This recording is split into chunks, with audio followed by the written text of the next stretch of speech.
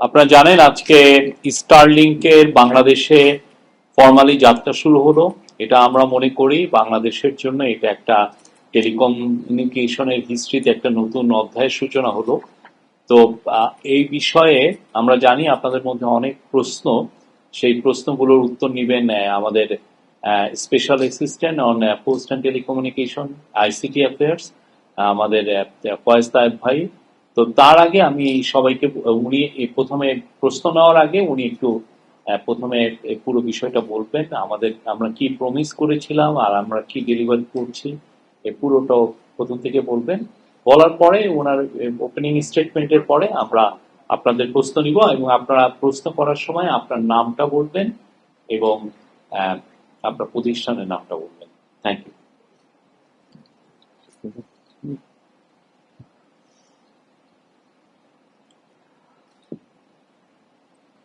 সবাইকে ধন্যবাদ জানাই। আহ, গণমাধ্যমের কর্মী সহকর্মীরা যারা আছেন, মাননীয় প্রধান উপদেষ্টার প্রেস উইং এর বিশেষ সহকারী আহ, সহ যারা এখানে আছেন, মানে সবাইকে আন্তরিক ধন্যবাদ। তো আজকে বাংলাদেশের ইতিহাসে একটা ঐতিহাসিক দিন। আহ, এই দিনে আমরা নতুন প্রজন্মের একটা টেলিযোগাযোগ সেবায় পদার্পণ করতে যাচ্ছি। আপনারা জানেন যে গতানুগতিক যে লিগেসি যে ইন্টারনেট সেবা, সেটা দুই রকম। একটা হচ্ছে যে মোবাইল ব্রডব্যান্ড ইন্টারনেট, আর একটা হচ্ছে যে আইএসপির মাধ্যমে, যেটা ফাইবার কেবল বা অন্যান্য মাধ্যমে ঘরে ঘরে বা বিভিন্ন অফিসে পৌঁছায়। তো এর বাইরে আমরা আজকে প্রথমবারের মতো স্যাটেলাইট ইন্টারনেটের যুগে প্রবেশ করলাম এবং ফেব্রুয়ারি 2025-এ বাংলাদেশে স্যাটেলাইট ইন্টারনেটের কোনো গাইডলাইন ছিল না। মাননীয় প্রধান উপদেষ্টা বাংলাদেশে উদ্যোক্তা বান্ধব এবং একই সাথে গ্রাহক বান্ধব বিকল্প তৈরি করার জন্য, একটা টেকসই ব্রডব্যান্ড ইন্টারনেটের বিকল্প তৈরি করার জন্য আগ্রহ প্রকাশ করেছেন এবং সে মতে স্পেস এক্সের সিইও এলন মাস্কের সাথে কথা বলেছেন এবং তাকে অনুরোধ করেছেন যাতে 90 দিনের মধ্যে এই সেবাটা বাংলাদেশের গ্রাহকদের জন্য উন্মুক্ত করা হয়।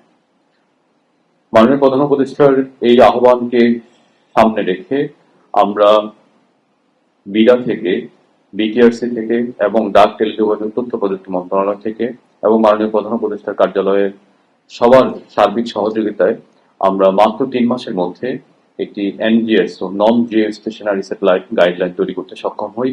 এই গাইডলাইনটা বিভিন্ন স্তরে কনসালটেশন করা হয়েছে। ভেটিং এর পরে আমরা 75 রকমের পরামর্শ বিভিন্ন জায়গা থেকে পেয়েছি। এই পরামর্শগুলো আমলে নিয়ে স্যারের যে ডেডলাইন, এই ডেডলাইনটাকে মিট করে আমরা এনজিএসও গাইডলাইনটা পাস করি এবং এরপর প্রথম আবেদনকারী হিসাবে স্টারলিংক এই এনজিএসও গাইডলাইনের জন্য আবেদন করে। তার আগে স্টারলিংক বিডায় রেজিস্ট্রেশন করে, অর্থাৎ বাংলাদেশের যে আইনি প্রসেসগুলো আছে এই প্রক্রিয়াগুলো পুরোপুরি ফুলফিল করে বিডায় রেজিস্ট্রেশন নিবন্ধন নেয় এবং তারপরে তারা বিটিআরসিতে নিবন্ধন লাইসেন্সের জন্য আবেদন করে এবং সেটা যথাযথভাবে যে ফি আছে সেই ফি দেয়, ফরেন কারেন্সিতে ফি দেয়। ফি দিয়ে তারা আমাদের কাছ থেকে লাইসেন্স পায়। এই লাইসেন্সের পরবর্তীতে আরো কিছু রিকোয়ারমেন্ট ছিল, সেটা হচ্ছে যে প্রাইসিং মডেল তারা আমাদেরকে সাবমিশন করে, সেখানেও আমরা কিছুটা বক্তব্য রেখেছি, কিছু নেগোসিয়েশন করে আমরা কিছুটা প্রাথমিকভাবে যেই প্রাইসিং মডেলটা দেওয়া হয় সেখান থেকে কিছুটা কমিয়ে বর্তমানে একটা প্রাইসিং মডেল দিয়েছে। এই প্রাইসিং মডেলটাতে 3টা বিষয় আছে। একটা হচ্ছে যে তারা 2টা প্যাকেজ নিয়ে আসছে। একটা প্যাকেজ হচ্ছে রেসিডেন্স, স্টার্লিং রেসিডেন্স, সেটা বাংলাদেশি গ্রাহকদের জন্য 6,000 টাকা প্রতি মাসে। দ্বিতীয় প্যাকেজটা হচ্ছে স্টার্লিং লাইট, সেটা 4200 টাকা করে। আর এর বাইরে আরেকটা ফি আছে, এককালীন একটা সেট আপ কস্ট লাগবে। সেই সেট আপ কস্টের জন্য তাদের একটা রাউটার আছে এবং একটা অ্যান্টেনা আছে। আপনারা জানেন যে যেহেতু এটা স্যাটেলাইট ইন্টারনেট, এই জন্য কোনো ধরনের কো নেটওয়ার্ক, ট্রান্সমিশন নেটওয়ার্ক বা অ্যাক্সেস নেটওয়ার্ক, এই ধরনের নেটওয়ার্কের প্রয়োজন হয় না। তো যেহেতু প্রয়োজন হয় না, সেজন্য এই নেটওয়ার্কটা কিভাবে জাতীয় সার্বভৌমত্ব এবং নিরাপত্তা নিশ্চিত করবে, সেজন্য আমরা বিষয়টা নিয়ে প্রয়োজনীয় রেগুলেটরি উদ্যোগ নিই। এই উদ্যোগগুলোর মধ্যে একটি হচ্ছে, আমরা বলেছি যে বাংলাদেশ সরকারের ট্যাক্স এবং ভ্যাট কমপ্লায়েন্স থাকার জন্য প্রতিটা কানেকশনে তাদেরকে একটা মান্থলি রেন্ট দিতে হবে এবং সেটা $1 করে। তারপরে যেহেতু প্রতিটা ডিভাইসের উপর, কানেক্টেড ডিভাইসের উপরে আমরা ট্যাক্স এবং ভ্যাট আহরণ করব। সেই জন্য এই ডিভাইসগুলোর বিপরীতে তাদেরকে নো অবজেকশন সার্টিফিকেট দিতে হবে। এতে করে সরকারের একটা ট্যাক্সেশনের দিক থেকে একটা ভিজিবিলিটি থাকবে, অর্থাৎ revenue generation point of view থেকে। তো যেহেতু এটা ডিভাইস ডিজিটাল সিস্টেম, আমরা মনে করি এখানে কর ভ্যাট ফাঁকি দেওয়ার মতো কোনো সুযোগও থাকবে না। তারপরে এককালীন যেই ফিটা তারা জমা দিয়েছে $30,000 মতো, সেখানে তারা দুইটা ক্যাটাগরিতে দিয়েছে। একটা হচ্ছে আইওটি ক্যাটাগরিতে 10,000 এবং $10,000, আর ব্রডব্যান্ড ইন্টারনেট ক্যাটাগরিতে দিয়েছে $20,000, এবং এই টাকাটা ইয়ারলি অর্থাৎ প্রতি বছর এটা তাদেরকে দিতে হবে। এখানে স্টারলিংক আসার পর থেকেই আমরা বিভিন্ন ধরনের প্রশ্ন নাগরিক সমাজ, সাংবাদিক, সহকর্মী এবং বিভিন্ন শ্রেণী পেশার মানুষের কাছ থেকে পেয়ে আসছি। সেই কয়েকটি প্রশ্ন আমি দিচ্ছি। প্রথমত হচ্ছে স্টারলিংকের কোনো ডেটা লিমিটেশন থাকবে কিনা। তো আমরা মনে করি যে স্টারলিংকের কোনো ডেটা লিমিটেশন থাকবে না, এবং এই দিক থেকে এটা আরেকটি রেকর্ড, বাংলাদেশের ইতিহাসে প্রথমবারের মতো আনলিমিটেড একটা ডেটা প্যাকেজ, সত্যিকার অর্থে আনলিমিটেড একটা ডেটা প্যাকেজ চলে আসলো। আরেকটা প্রশ্ন অনেকেই করেছেন যে আসলে স্টারলিংক আমরা কাদের জন্য করেছি, এটা সেবা গ্রহীতা কারা। তো এই প্রশ্নের উত্তর হচ্ছে এখানেও সেবা গ্রহীতার দিক থেকে কোনো লিমিটেশন নাই। স্টারলিংক একটা হচ্ছে ডিরেক্ট টু ডিভাইস, সেই ডিরেক্ট টু ডিভাইস সেবাটা আমরা দিচ্ছি না, আমরা দিচ্ছি স্টারলিংকের একটা রিসিভার থাকবে, সেই রিসিভারের মাধ্যমে তার একটা রাউটার আছে, সেই রাউটার দিয়ে ওয়াইফাই ডিভাইস দিয়ে সেটা একটা ওয়াইফাই নেটওয়ার্ক তৈরি করবে। এখন ওই রাউটারের পোর্ট থাকে, সেই পোর্ট থেকে একটা নির্দিষ্ট দূরত্বে, সেটা আনলিমিটেড দূরত্বে নেওয়া যাবে না, দূরত্বে গিয়ে আরেকটা নেটওয়ার্ক তৈরি করে আবারও ওই নেটওয়ার্ক থেকে আবার ওয়াইফাই সেবা দেওয়া যাবে। এখন এই দূরত্বটা কত? আমরা মনে করি যদি আবাসিক এলাকা হয়, এই অ্যাপার্টমেন্ট এলাকা হয়, তাহলে সেখানে এটা 20 থেকে সর্বোচ্চ 30 মিটার হতে পারে, অর্থাৎ এখানে 2টা বা 3টা ফ্লোর কভার করবে। আর দূরত্বের দিক থেকে 20 থেকে 30 মিটার, অর্থাৎ কয়েকটা রুম কভার করবে, 3টা বা 4টা রুম কভার করবে, কিংবা তার চেয়ে বেশি, সামান্য বেশি। অর্থাৎ একটা বড় অ্যাপার্টমেন্টের জন্য একটা সেট এনাফ। আর গ্রামীণ এলাকায় যেখানে ওয়াল পেনিট্রেশন নাই, অর্থাৎ সিগন্যাল, যেহেতু এটা ইলেকট্রোম্যাগনেটিক তরঙ্গ, সেজন্য সিগন্যাল ওয়ালের ভিতর দিয়ে গেলে বা মেটালের ভিতর দিয়ে গেলে এই সিগন্যালটা ড্রপ করে। তো গ্রামীণ এলাকায় আমরা মনে করি যে এই রেঞ্জটা প্রায় 50 মিটারের কাছাকাছি, 50 থেকে 60 মিটার পর্যন্ত বিস্তৃত হবে। তো সেই ক্ষেত্রে বাংলাদেশের আবাসিক এলাকায় যেখানে আমরা বলি ডিপ ইনডোর, যেখানে মোবাইল নেটওয়ার্ক পৌঁছে না, সেসব ক্ষেত্রে স্টারলিংক বেটার পারফর্ম করবে। এবং একই সাথে আপনারা জানেন যে বাংলাদেশে মাত্র 30% মোবাইল টাওয়ার ফাইবারাইজেশনের আওতায় এসেছে। বাকি যে টাওয়ারগুলো, অর্থাৎ এই যে বাংলাদেশে প্রায় 40,000-এর কাছাকাছি টাওয়ার আছে, সবকিছু মিলে সাধারণত সবচেয়ে বেশি গ্রামীণ ফোনে সভাপতি হয় প্রায় 25,000-এর মতো। এই সব টাওয়ার যদি আমরা হিসাব করি, সেখানে 30 থেকে 35% টাওয়ার ফাইবারাইজেশনের আওতায় আসছে। যেহেতু ফাইবারাইজেশনের আওতায় আসেনি, সেই জন্য মাইক্রোওয়েভের মাধ্যমে স্বল্প সক্ষমতার ব্যান্ডউইথ দিয়ে এই টাওয়ারগুলোতে ইন্টারনেট দিতে হয়। তো যেহেতু এক একটা টাওয়ারের অধীনে হাজার হাজার গ্রাহক থাকে, তাহলে এই স্বল্প সক্ষমতা আবার বাকি ব্যবহারকারীদের মধ্যে শেয়ার হয়ে যায়। তো যে জন্য আমাদের বর্তমান গ্রাহকরা আসলে সব চেষ্টার পরেও ক্যাপাসিটি সক্ষমতার কারণে তারা ভালো ইন্টারনেট সেবা পায় না। স্টারলিংক এই অচলাবস্থাটা দূর করবে। একটা স্টারলিংক ডিভাইস যদি মাননীয় প্রধান উপদেষ্টার বাসায় রাখা হয় এবং একই সাথে যদি খাগড়াছড়ির কোনো একটা গ্রামে রাখা হয়, দুজন গ্রাহক একই সেবা পাবে এবং স্টারলিংকের মাধ্যমে কোনো ধরনের ব্যান্ডউইথ ডিসক্রিমিনেশন করার সুযোগ নেই। তো তার মানে আমরা বলছি গ্রামীণ হাট বাজারে কিংবা শহুরে কন্ডোমিনিয়াম বা অ্যাপার্টমেন্টে এটা ব্যবহার করা যাবে এবং ব্যক্তি চাইলে এটা শেয়ার করতে পারবে। তবে আমরা এখানে যেটা রেখেছি, আমাদের আইএসপি সহ যারা আমাদের লোকাল ইন্টারনেট প্রোভাইডার আছে, তাদেরকে সুরক্ষা দেওয়ার জন্য আমরা এই ডিভাইসটার উপরে মোবিলিটি সুযোগ দেইনি। অর্থাৎ আপনি যদি স্টারলিংকের রাউটার থেকে কেবল কানেক্ট করে কিছু দূর নিয়ে আবার স্টারলিংক থেকে ওয়াইফাই, একটা রাউটার থেকে ওয়াইফাই সেবা দেন, সেটা দিতে পারবেন। কিন্তু এই ডিভাইসটা এক্সেলের উপরে আপনি মোবিলিটির সুযোগটা আমরা দিইনি। এটার মাধ্যমে আমরা আইএসপি দেখে প্রোটেক্ট করছি। স্টারলিংক কি উদ্যোক্তা বান্ধব? তা আমরা বলছি অবশ্যই উদ্যোক্তা বান্ধব। স্টারলিংকের যে ইনিশিয়াল সেট আপটা আছে সেটা 47,000 টাকা, শুনতে অনেক বেশি খরচ। আপনারা যারা এখানে আছেন আপনাদের সবার যে মোবাইল ডিভাইসটা আছে সেটার দামও একই দাম। এখন যদি স্টারলিংকটা কোনো উদ্যোক্তা কিনে, তাহলে উনি চাইলে মাইক্রো ক্রেডিট বা অন্য কোনো ফর্ম থেকে নিজে ফাইন্যান্সিং সোর্স করতে পারবেন, কিংবা উনি নিজে একটা সময়ের ভিত্তিতে বন্ধু বান্ধব কয়েকটা গ্রামে কয়েকটা হাটে দোকানপাটে ওনারা চাইলে কয়েকজন মিলে এটা করতে পারবেন। যেহেতু এখানে হাই স্পিড আছে, অর্থাৎ 300 Mbps আছে, একজন ব্যক্তির দৈনন্দিন জীবনের কাজ করতে বা ইন্টারনেট ব্যবহার করতে 300 Mbps এর প্রয়োজন নাই, সুতরাং উনি সহজত ভাবে এটা শেয়ার করতে পারবে। তো সেদিক থেকে আমরা মনে করি শুধু উদ্যোক্তাই তৈরি হবে না, বরং কো ওয়ার্কিং ফ্যাসিলিটি তৈরি হবে। ধরুন একটি গ্রামে কিংবা একটি মফস্বল শহরে যদি কয়েকজন ফ্রিল্যান্সার থাকেন, তাহলে তারা মিলে একটা ইনফর্মাল অফিস ওয়ার্ক তৈরি করতে পারবেন। সেই অফিসে তারা এই স্টাফিংটা দিয়ে তারা এটা শেয়ার ভাবে সবাই ব্যবহার করতে পারবেন। একই ঘটনা ঘটবে অফিসের ক্ষেত্রে, মফস্বল শহর কিংবা জেলা শহরের ক্ষেত্রে। যেহেতু আমাদের অ্যাক্সেস টু ইন্টারনেট লিমিটেড, কিংবা বিদ্যুৎ চলে গেলে আইএসপি ইন্টারনেট বন্ধ হয়ে যায়, কিংবা ব্যাটারি ব্যাকআপ চলে গেলে মোবাইল ইন্টারনেটও দুর্বল হয়ে যায়, সার্ভিসটা পড়ে যায়। সেজন্য স্টারলিংক এই সমস্যার সমাধান করবে। অর্থাৎ এটা উদ্যোক্তা বান্ধব, উদ্যোক্তারা নিজেরা গ্রুপ তৈরি করে এবং শেয়ারিং এর মাধ্যমে এখান থেকে বেনিফিটেড হতে পারে। মাইক্রো ক্রেডিট কিংবা অন্যান্য ফাইন্যান্সিং মাধ্যম থেকে এই যে 47,000 এককালীন খরচ, এটা তারা শেয়ার করতে পারে এবং একই সাথে কো ওয়ার্কিং স্পেস তৈরি করতে পারে।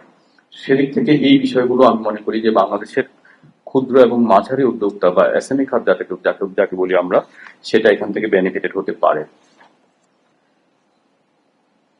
আমরা জানি যে প্রফেসর ডক্টর মোহাম্মদ ইউনুসের যে কনসেপ্ট ফোন লেডি, এটা সারা ওয়ার্ল্ডে রিনাউন্ড স্বীকৃতি পেয়েছে। এটার মাধ্যমে স্টারলিংকের মাধ্যমে আমরা নতুন করে ইন্টারনেট লেডি শুরু করতে পারবো। যদি আমরা গ্রামীণ দরিদ্র জনগোষ্ঠীকে একটা ফাইন্যান্সিং এর মাধ্যমে, আমাদের বেসরকারি ক্ষুদ্র ঋণ বা অন্যান্যদের মাধ্যমে, তাহলে আমরা ওই কনসেপ্টটাকে স্টারলিংকের মাধ্যমে আবার ফিরিয়ে আনতে পারবো।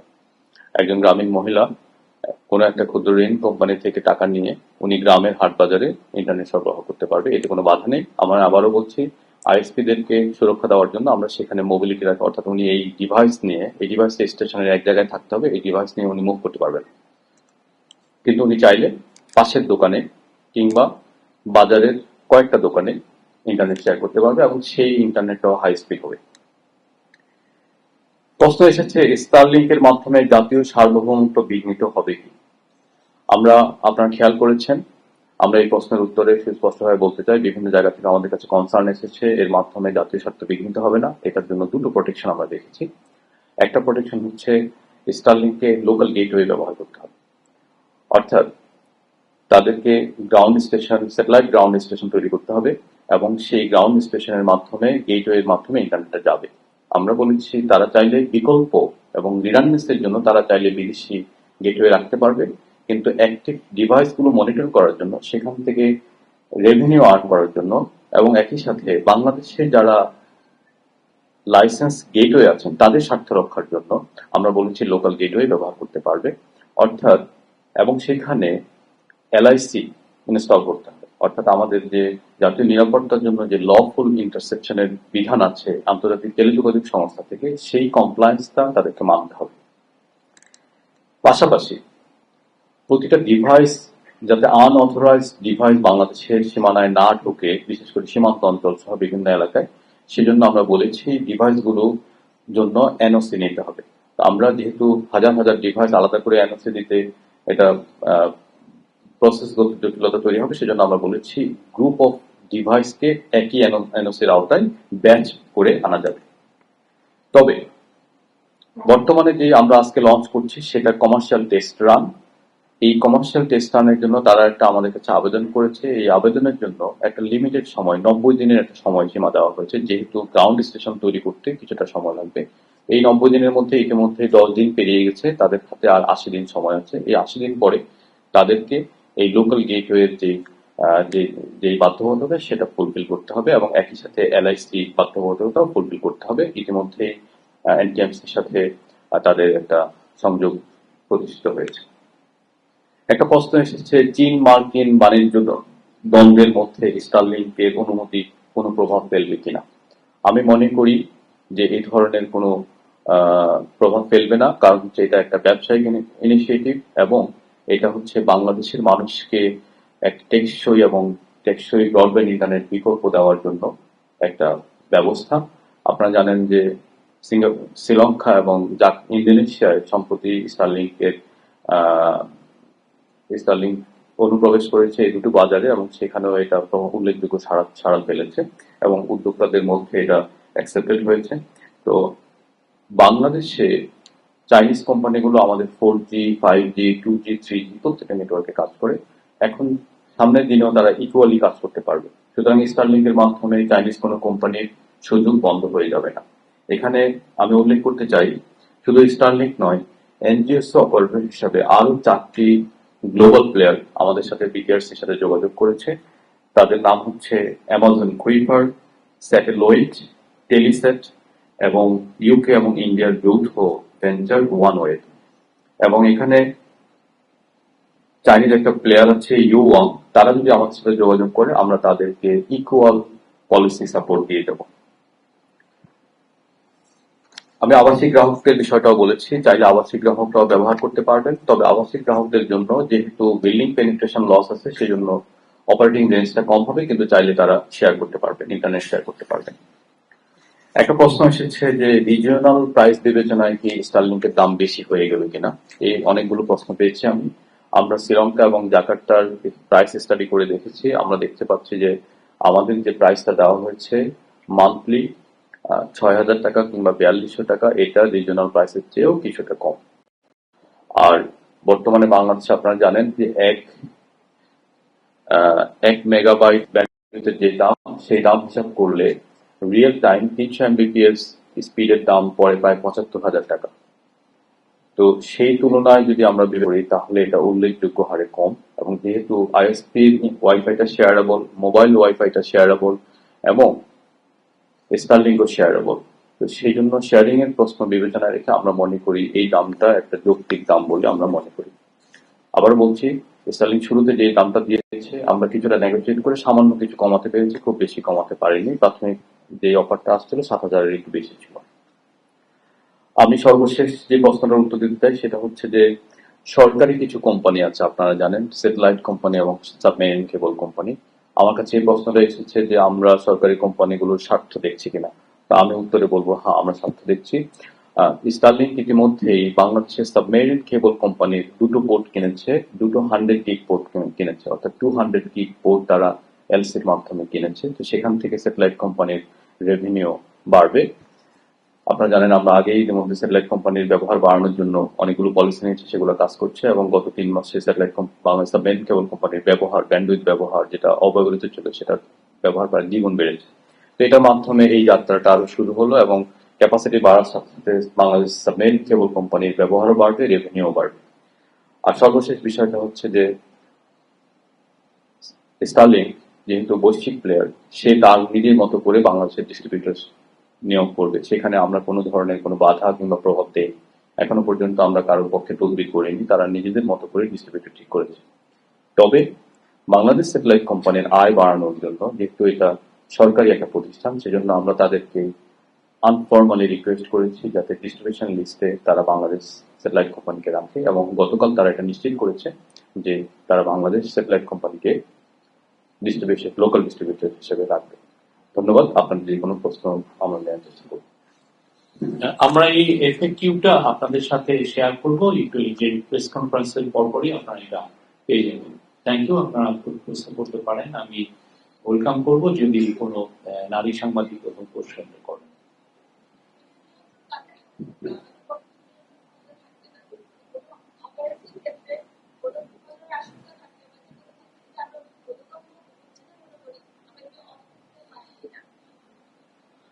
প্রথম জি আমি এটি নিয়ে কাজ করি।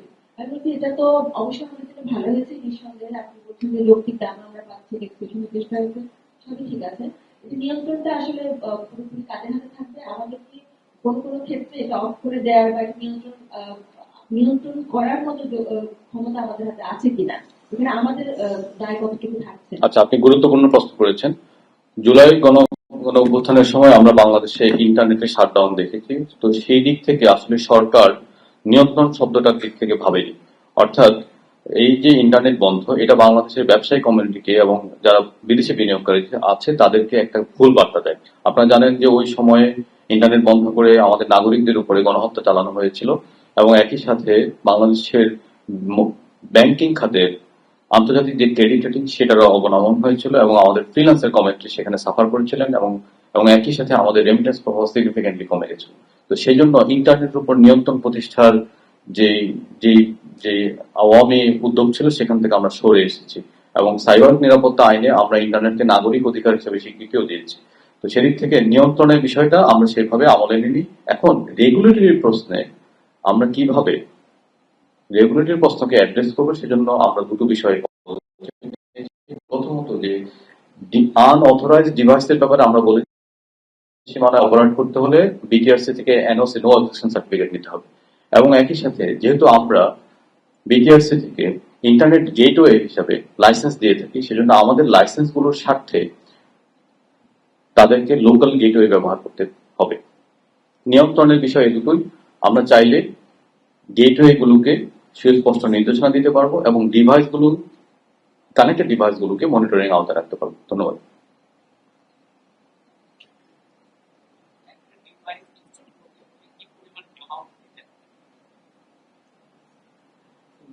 ডিভাইসটা প্লাগ এন্ড প্লে ব্যক্তি নিজেই ইনস্টল করতে পারবেন এবং এই এক্সেল ডিভাইস কেনার জন্য 47,000 টাকা খরচ হবে।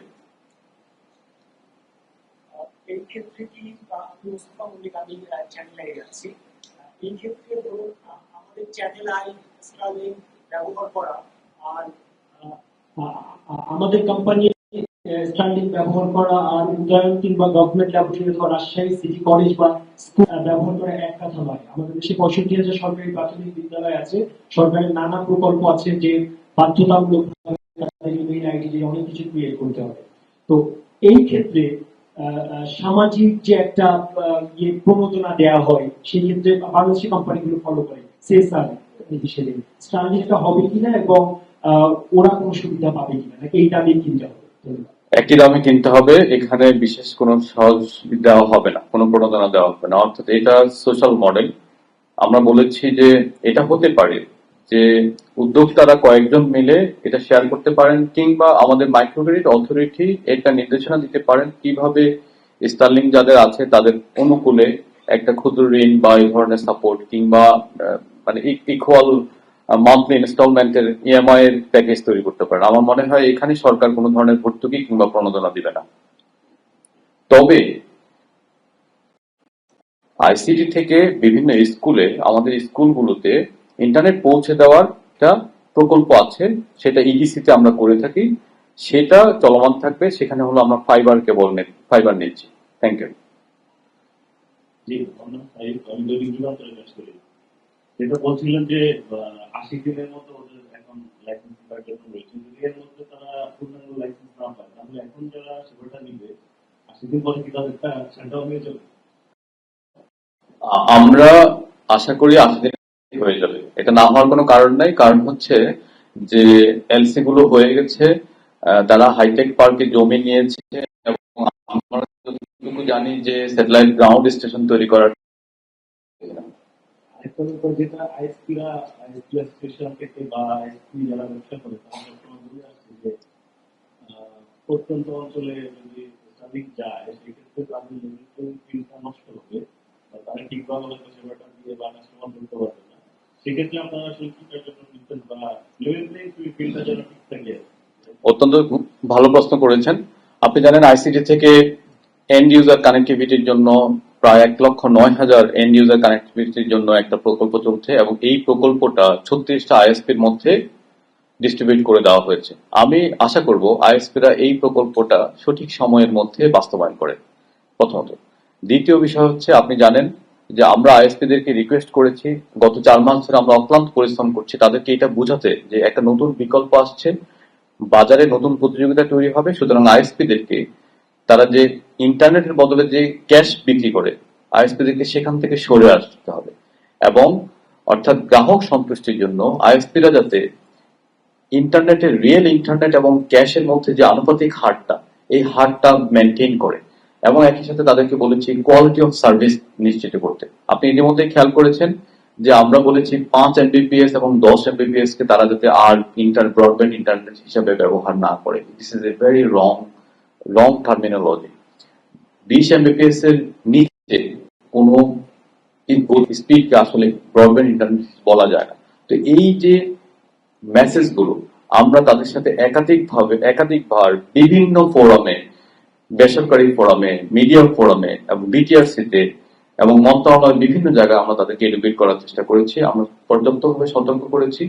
আর সর্বশেষে আমি যেটা বলবো, আইএসপিদেরকে প্রোটেক্ট করার জন্য আমরা স্টারলিংকের এই যে এই সেটআপের মোবিলিটি অপশনটা রাখিনি। যদি মোবিলিটি অপশন রাখতাম তাহলে যে কোনো ব্যক্তি তার গাড়ির উপরে এটা সেটআপ করে সে কিন্তু ইন্টারনেট ইউজ করতে পারতো।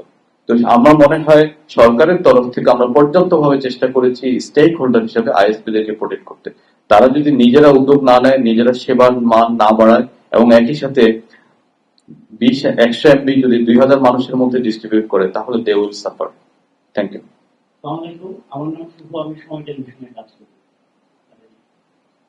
এই বিষয় হচ্ছে যে প্রযুক্তি ক্ষেত্রে স্টারলিংকের সংযোজন নিঃসন্দেহে ভালো একটা উদ্যোগ, কিন্তু আমরা দেখছি যে প্রযুক্তি ডিভাইস ব্যবহারের ক্ষেত্রে বা এই প্রযুক্তি ব্যবহারের ক্ষেত্রে বেশ কিছু করের একটা চাপ আছে। আপনি জানেন যে পদ্মা সেতু থেকে যখন বিশ্বব্যাংক লোন তুলে নিল, নেওয়ার পরে ও তৎকালীন সরকার সারচার্জ আরোপ করে সেখানে 1% সারচার্জ হিসেবে তারা গ্রাহকের কাছ থেকে টাকা নেওয়া শুরু করে। সেটা দেখা গেছে যে তখন বলা হয়েছিল বছরে 140 কোটি টাকার মতো আসবে।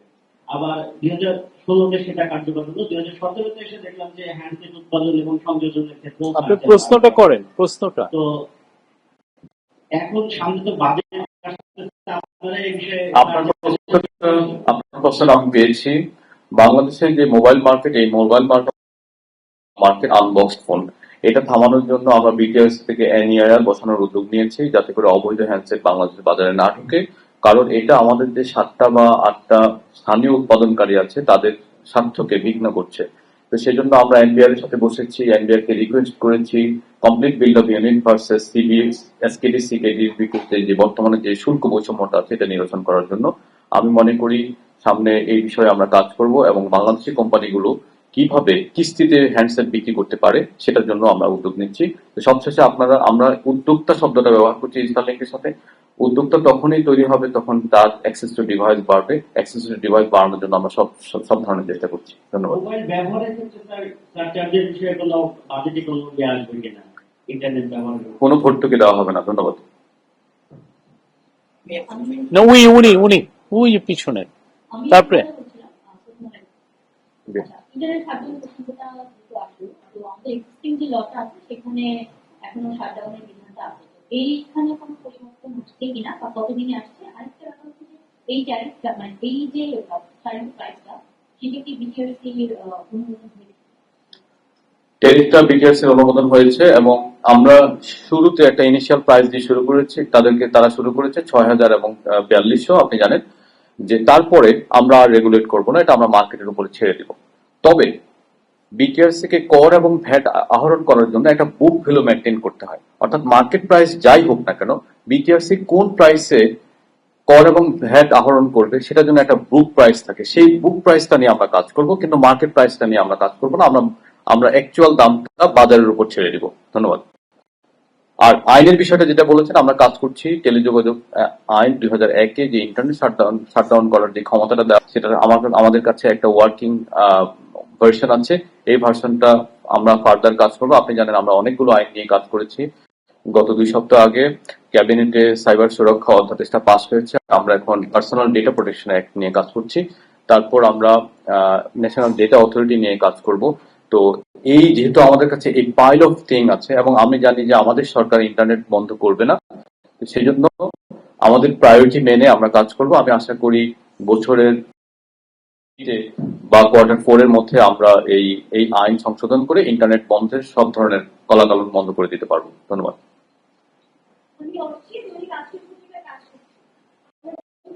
একটা হচ্ছে নতুন বিকল্প হিসেবে চালুর ক্ষেত্রে অস্বাভাবিক রকম তৈরি করা হয়েছে বলে একটা অভিযোগ করেছে, এটার বিষয়ে কি বলবেন? আরেকটা বিষয় হচ্ছে এনআইআরটা কবে নাগাদ বাস্তবায়ন হতে পারে বা চালু হতে পারে? কোনো ধরনের অস্বাভাবিক করা হয়নি। আমরা খেয়াল করবেন প্রতিটা কাজেই সরকার অত্যন্ত দ্রুততার সাথে কাজগুলো সম্পন্ন করার একটা তাড়া আছে। আমরা প্রতিদিন সকাল থেকে মধ্যরাত পর্যন্ত অফিস করি এবং আমাদের কলিগরাও তাই করেন। তো সুতরাং আমরা চেষ্টা করেছি স্টারলিংকের মাধ্যমে আমাদের এফডিআই যারা আছে, ফরেন ডিরেক্ট ইনভেস্টর যারা আছে, তাদেরকে একটা বার্তা দেওয়ার যে বাংলাদেশ পারে এবং বাংলাদেশ বিনিয়োগকারীদের স্বার্থ বান্ধব ব্যবসা বান্ধব পলিসি সংস্কার করতে পারে। এই বার্তাটা আমরা দিতে চেয়েছি। স্টার্লিং যেহেতু এই সুবিধাটা পেয়েছে, এই উদাহরণটা আমরা টেনসেন্ট সহ অন্যান্য যে গ্লোবাল প্লেয়ার আছে তাদেরকে উপস্থাপন করতে পারছি, and I can proudly share all those things to the investors. সুতরাং আমি মনে করি না কোনো ধরনের তড়িঘড়ি করা হয়েছে। আর দ্বিতীয় প্রশ্নটা কি নিয়ে করেছেন?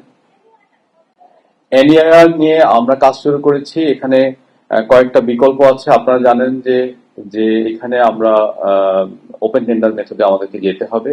ডিপিআই করতে গেলে সমালোচনা হবে, সেই জন্য আমরা ডিপিআই করার যে উদ্যোগটা ছিল সেখান থেকে আমরা সরে এসেছি। তো সুতরাং এনআইআর জন্য আহ, কিছুটা সময় লাগবে, অর্থাৎ টেন্ডারটা কল করতে হবে। টেন্ডার কল করার পরে নির্দিষ্ট দিন 45 দিন অপেক্ষা করতে হয়। তারপর বক্স ওপেন করার পরে করতে হয়, ইভালুয়েশন করার পরে সেগুলো চেক করতে হয়। তো সবকিছু মিলে আমার মনে হয় 1 বছরের মতো সময় লেগে যেতে পারে। আমরা চেষ্টা করব সময়টা কমানোর। Thank you.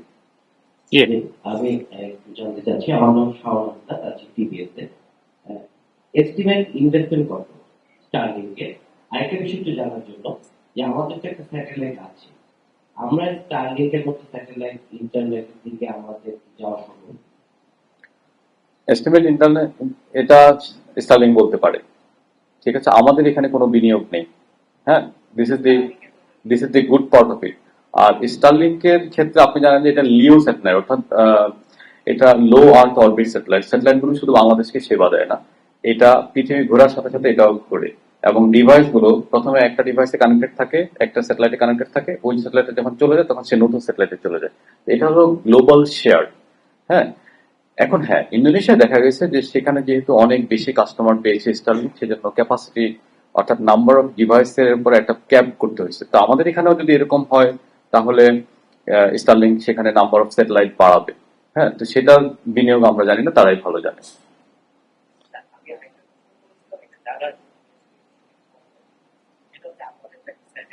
আচ্ছা, বাংলাদেশের যে স্যাটেলাইটটা আছে সেটা কমার্শিয়াল টেলিযোগাযোগ স্যাটেলাইট নয়, এটা মূলত ডিটিএইচ স্যাটেলাইট। আর এখানে সিইউ এবং কেইউ ব্যান্ড আছে, আপনারা জানেন যে মূলত ডাইরেক্ট টু যে টেকনোলজিটা আছে যার মাধ্যমে আপনারা যারা টিভি স্টেশন আছেন আপনারা তারা ব্যবহার করেন।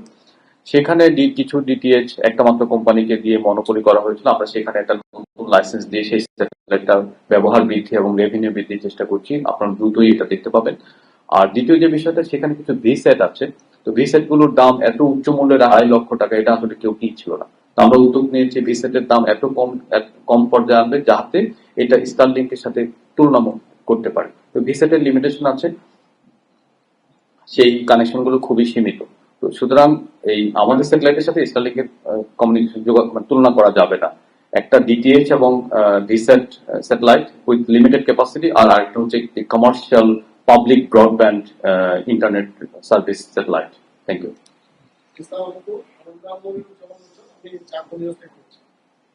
আমার প্রশ্ন হচ্ছে স্টারলিংক কোন ধরনের গ্রাহকের লক্ষ্য করে তাদের সেবা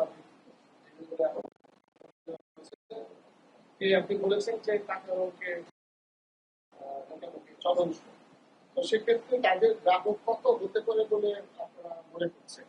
আরেকটা হচ্ছে যে আমাদের স্বাস্থ্য খাতে ভালো সমস্যা রয়েছে, এই যে স্যাটেলাইট সেটার মাধ্যমে স্বাস্থ্য কোনো অবসুযোগ রয়েছে? স্বাস্থ্য খাতে অবদান রাখার সুযোগ আছে। আমাদের যে স্যাটেলাইট ক্লিনিক গুলো আছে দেশের দূরবর্তী যেখানে এখনো ইন্টারনেট সেবা দ্রুতগতির এবং লো লেটেন্সি ইন্টারনেট সেবা পৌঁছেনি, ডেফিনেটলি শুধু স্বাস্থ্য খাত নয়, যে কোনো খাতে, যে কোনো ফিশারিজ এবং আমাদের বোটগুলো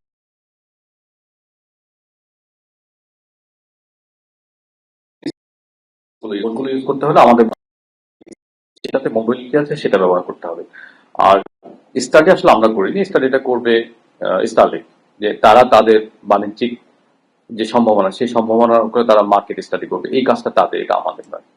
আপনার আগের উত্তরটা একটু মানে বুঝতে ক্লিয়ার হয়নি, মানে এই সেবাটা প্রদানের ক্ষেত্রে টাকার অঙ্কে যদি আপনি বুঝাতে পারেন যে একটা প্রত্যন্ত অঞ্চলে কত টাকা ইনভেস্টমেন্ট করলে একটা স্বাস্থ্য কমিউনিটি ক্লিনিকের কথা আপনি বলছেন, সে কমিউনিটি ক্লিনিকের বাজেট এমনি কম থাকে, 47,000 টাকা। কিভাবে কিভাবে তারা হ্যাঁ, খুব সুন্দর প্রশ্ন। 47,000 টাকা লাগবে। কমিউনিটি ক্লিনিকের সাথে এনজিও দের যোগাযোগ আছে, মাইক্রো ক্রেডিট অথরিটিদের যোগাযোগ আছে, সেখান থেকে তারা চাইলে এটা ফাইন্যান্স করতে পারবেন এবং এখানে কোনো বাধা নিষেধ নেই। জি। আমি এহসান আব্দুল্লাহ বলছিলাম দৈনিক কালবেলা থেকে। আমার প্রশ্নটা হলো, বাংলাদেশের ব্যবসা করার ক্ষেত্রে স্টার্লিং কিভাবে ভ্যাট ট্যাক্স পরিশোধ করবে? আর আমরা দেশীয় কোম্পানিগুলোর ক্ষেত্রে যেটা দেখি যে তারা সরকারের সাথে একটি রেভিনিউ শেয়ারিং মডেলে আছে। স্টার্লিংকে রেভিনিউ শেয়ারিং মডেল থাকবে কিনা, কিংবা থাকবে সেটা কিরকম হবে? আর আপনি যেটা বলেছেন যে প্রতিটি ডিভাইস ইনস্টলেশনে স্টার্লিং কিছু টাকা সরকারকে দিবে, সেটা অতি সামান্য কিনা? হ্যাঁ, প্রশ্ন করেছেন।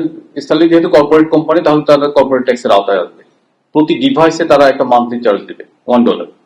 হ্যাঁ, তারপরে হচ্ছে যে তারা লাইসেন্সের জন্য প্রতি বছর $20,000 প্লাস $10,000, $30,000 করে দিবে। তো এখন $1 কেন নিয়েছি, কেন $20 নেইনি, এটা নিয়ে প্রশ্ন উঠতে পারে। যদি $20 নিতাম তাহলে আজকে যে 6,000 টাকা এবং 4200 টাকা, সেটা নিশ্চয়ই 20 গুণ বেড়ে যেত। তো এইসব বিষয় আছে আর কি। সবকিছু মিলে মনে হয় যে রেগুলেটরের সুযোগ আছে। আমরা মার্কেট স্টাডি, আমরা রিজিওনাল যে প্লেয়ার গুলো আছে, আমরা জানেন যে দক্ষিণ এশিয়ায় বাংলাদেশ দ্বিতীয় দেশ হিসেবে স্যাটেলাইট ইন্টারনেটের যুগে যাত্রা শুরু করলো। এখন আমাদের পর্যাপ্ত রিজিওনাল স্টাডি নেই। যদি রিজিওনাল স্টাডি আসে, এটার সাথে সাথে আমরা বিটিআরসির দিক থেকে এই প্রাইসটা বাড়াতে পারবো, কোনো সমস্যা নেই। সো আমাদের সামনে সুযোগ আছে, আমরা মার্কেটটা এক্সপ্লোর করি, এক্সপ্লোর করার পরে রেভিনিউ বাড়ানোর যে কোনো উদ্যোগ নেওয়া যেতে পারে। আচ্ছা, কর্পোরেট ট্যাক্স তো সবাই দেয়। আমি জানতে চাচ্ছিলাম রেভিনিউ শেয়ারিংটা যারা আমাদের দেশের না, লাইসেন্স কোম্পানি রেভিনিউ শেয়ারিং করে না। এটা আমরা যেহেতু তাকে টাকার বিপরীতে লাইসেন্সটা বিক্রি করছি, তো সুতরাং সে লাইসেন্সি কোম্পানি। ঠিক আছে, থ্যাংক ইউ। আমার নাম গোলাম মুর্তুজা, আমি ইনভেস্টমেন্ট প্রোগ্রাম। আমার প্রশ্নটা ছিল যে এটা আসলে সরকারের কাছে এত গুরুত্বপূর্ণ কেন? সরকার প্রথম থেকে শুরু করে, আপনি এটা নিয়ে অনেকবার বললেন, আপনি তো একটা কোম্পানি বিটুপি বা বিটুপি বিজনেস করবেন, আপনারা তো আসলে মানে আপনারা কেন এটা প্রমোশন করছেন? আপনার প্রশ্নে 4টা উত্তর আছে। প্রথমত হচ্ছে জুলাইয়ে ইন্টারনেট বন্ধ হওয়ার কারণে গ্লোবাল কমিউনিটিতে বাংলাদেশের যে বিনিয়োগ সক্ষমতার যে চিত্র, এই চিত্রটা ভয়াবহ রকম ক্ষতিগ্রস্ত হয়েছিল। সেজন্য আমরা হাই স্পিড এবং হাই কোয়ালিটি ইন্টারনেটের একটা টেকসই বিকল্প খুঁজেছিলাম। সেই বিকল্প দিক থেকে এটা এসেছে। দ্বিতীয় যে বিষয়টা আছে সেটা হচ্ছে যে আমরা বিশ্বকে দেখাতে চেয়েছি যে বাংলাদেশ বিনিয়োগ ফ্রেন্ডলি।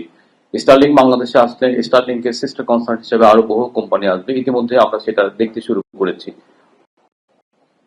এনজিএস অপারেটর হিসেবে অন্তত 4টা কোম্পানি আসার জন্য প্রস্তাব করেছে। দ্বিতীয় যে বিষয়টা, এই ইন্টারনেটটা পৃথিবীর মধ্যে অন্যতম নিকৃষ্ট। এই ইন্টারনেটের একটা বিকল্প, কোয়ালিটি বিকল্প তৈরি করার দায় আমাদের ছিল।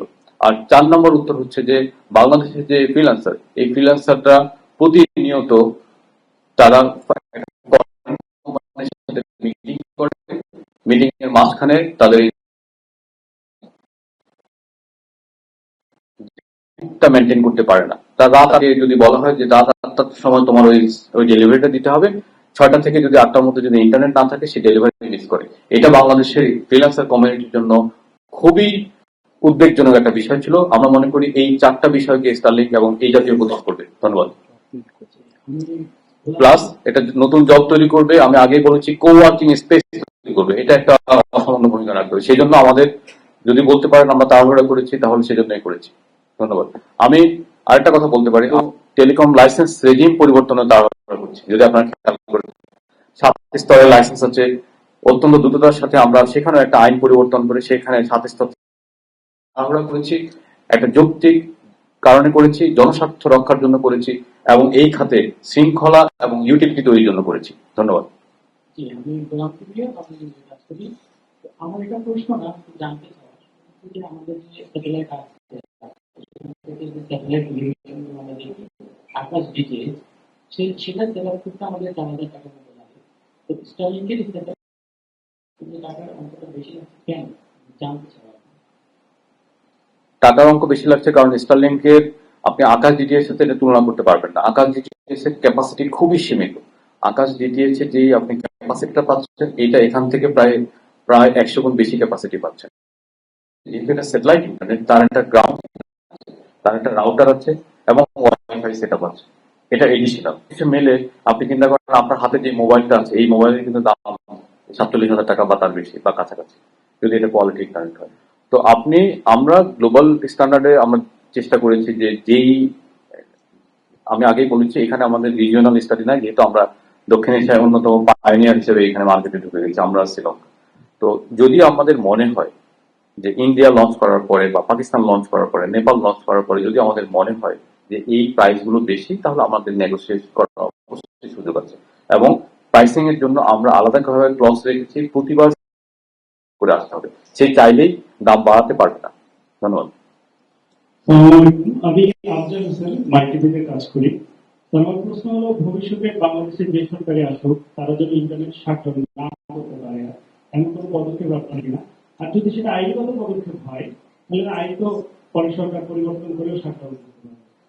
আপনার দ্বিতীয় প্রশ্নটা বেশি নেই যে প্রথম হচ্ছে আইনের ক্ষেত্রে আইন গুরুত্বপূর্ণ না, গুরুত্বপূর্ণ হলো আইনের চর্চা। এখন আমরা বলছি যে আমরা পদক্ষেপ নিচ্ছি, আমি আগে ব্যাখ্যা করেছি যে আমরা ইন্টারনেট যাতে বন্ধ না হয় সেই জন্য আইনগুলো পরিবর্তন করে দিব এবং আপনারা বছরের 3য় কিংবা 4র্থ কোয়ার্টারের মধ্যে এটা আপনারা দেখতে পাবেন ইনশাআল্লাহ। Thank you. আমার মনে হয় অনেক কোশ্চেন আমরা নিয়েছি। Thank you.